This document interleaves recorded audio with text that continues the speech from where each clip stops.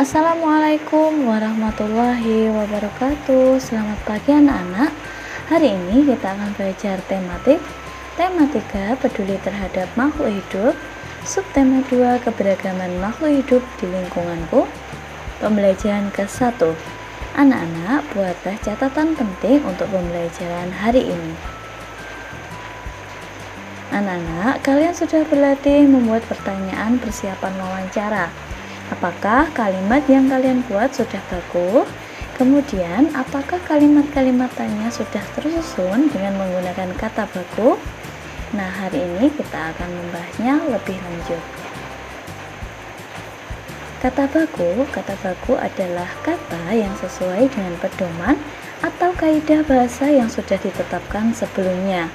Dalam konteks bahasa Indonesia, kata baku adalah kata yang sesuai dengan kaidah bahasa Indonesia dan ejaannya sesuai dengan apa yang ada dalam Kamus Besar Bahasa Indonesia atau KBBI. Nah, selain tumbuhan anak-anak, hewan juga merupakan sumber daya alam yang perlu terus dijaga keseimbangan dan kelestariannya. Jika tidak, maka hewan-hewan tersebut akan menjadi langka dan punah, seperti yang terjadi pada burung cendrawasih. Ayo kita cari tahu lebih lanjut. Burung cendrawasih disebut juga sebagai burung surga. Burung yang menjadi maskot Papua ini memiliki warna bulu yang indah. Bahkan kabarnya karena keindahannya itu juga burung ini jarang turun ke tanah, lebih sering terbang dan hinggap di dahan pohon. Warna bulu cendrawasih yang mencolok biasanya merupakan kombinasi beberapa warna seperti hitam, coklat, oranye, kuning, putih, biru, merah, hijau, dan ungu. Burung ini semakin molek dengan keberadaan bulu memanjang dan unik yang tumbuh dari paruh, sayap, atau kepalanya. Warna yang bermacam-macam menjadi salah satu penanda untuk mengelompokkan jenis mereka.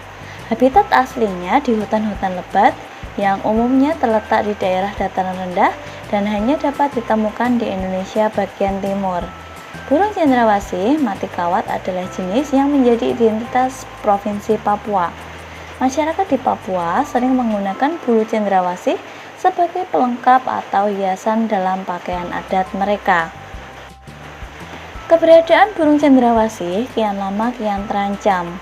Pemburuan dan penangkapan liar serta kerusakan habitat menjadi beberapa penyebab utama.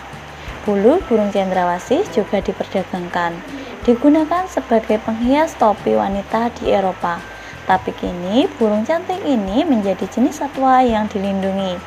Beberapa jenis cendrawasih yang masuk dalam daftar dilindungi antara lain cendrawasih kuning kecil, cendrawasih kotak, cendrawasih raja, cendrawasih merah, dan toa. Nah, berikut adalah pertanyaan tentang bacaan tadi. Mengapa burung cendrawasih harus dilindungi? Ya, karena burung cendrawasih hampir punah dan jumlahnya semakin lama semakin sedikit. Apa yang dimaksud dengan hewan langka? Hewan langka adalah hewan yang keberadaannya sulit untuk ditemukan dan jumlahnya sedikit sehingga keberadaannya dilindungi oleh pemerintah. Daftar jenis burung cendrawasih yang dilindungi antara lain cendrawasih kuning kecil, cendrawasih botak, cendrawasih raja, cendrawasih merah, dan cendrawasih toa. Nah, selain cendrawasih, masih banyak hewan lainnya yang harus kita lindungi. Di sekitarmu tentunya banyak sekali hewan yang menarik perhatianmu. Ayo kita belajar lebih banyak mengenai hewan. Simaklah bacaan berikut ini. Kupu-kupu. Kupu-kupu termasuk dalam kelompok serangga. Kupu-kupu biasanya memiliki warna yang indah cemerlang. Kupu-kupu tidak berbahaya bagi manusia. Daur hidup kupu-kupu bermula dari telur yang melekat di daun, kemudian matang dan menetas setelah 5 sampai dengan 10 hari dan menjadi larva atau ulat. Setelah 2 minggu, larva atau ulat membentuk kepompong yang bergantung di ranting atau daun selama kurang lebih 2-3 minggu. Setelah beberapa waktu, kupu-kupu dewasa keluar dari kepompong. Kupu-kupu dikenal sebagai serangga penyerbuk tanaman yang membantu bunga-bunga berkembang menjadi buah. Bagi petani dan orang-orang pada umumnya, kupu-kupu sangat bermanfaat untuk membantu penyerbukan tanaman. Macam-macam kupu-kupu antara lain kupu-kupu sayap peri yang ditemukan di Papua, kupu-kupu raja ditemukan di Jawa dan Sumatera, kupu-kupu trogan ditemukan di Kalimantan. Tidak sedikit penggemar kupu-kupu, warnanya yang indah dan sangat menarik perhatian orang. Oleh sebab itu, pemburuan kupu-kupu sering terjadi.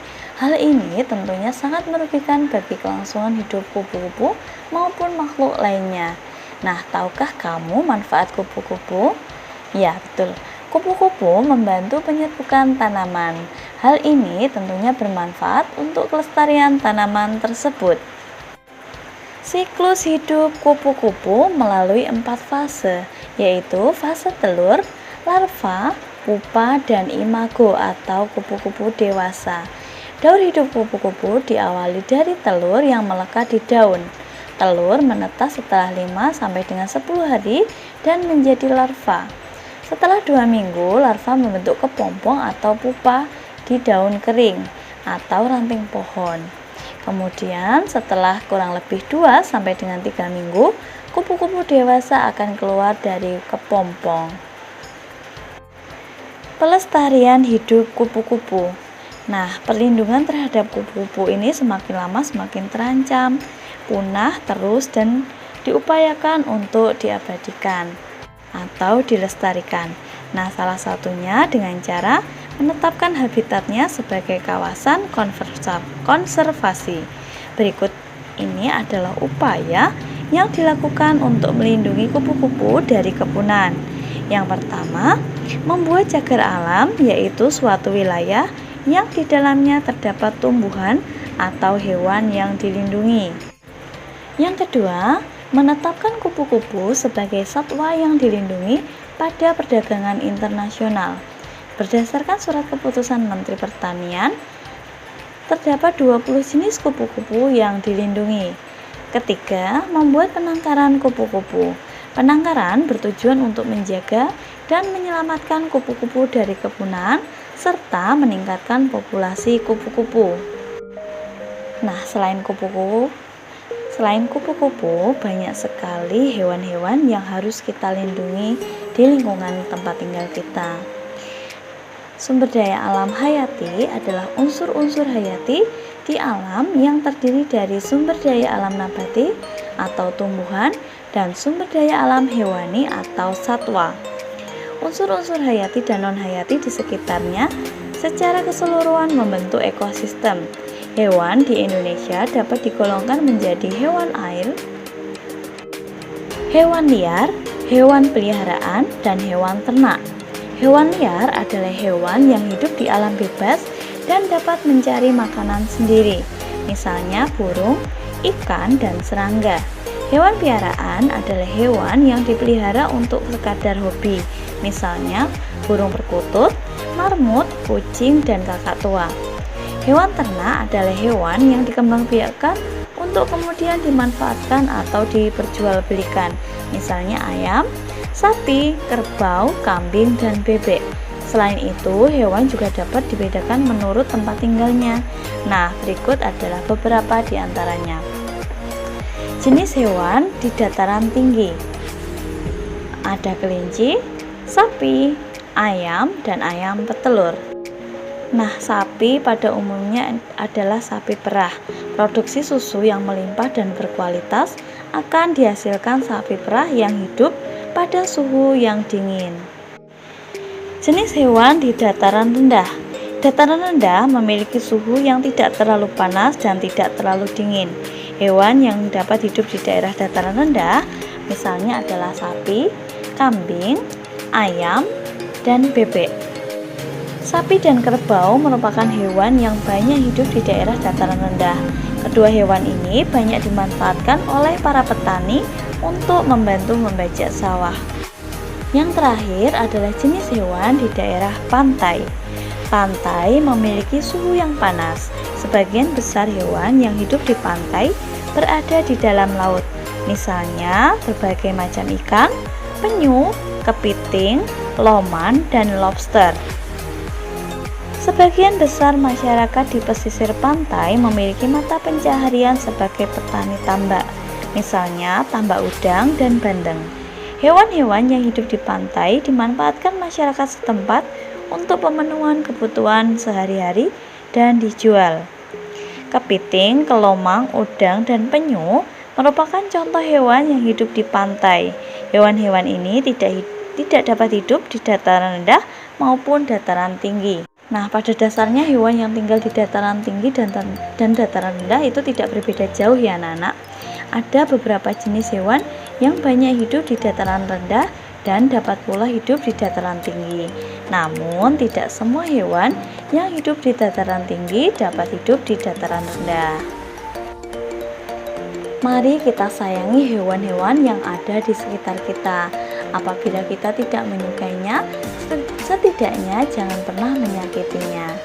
Nah, demikianlah anak-anak untuk materi hari ini. Terima kasih untuk perhatian kalian. Jangan lupa tetap semangat belajar, tetap semangat membaca, dan jaga kesehatan kalian. Wassalamualaikum warahmatullahi wabarakatuh.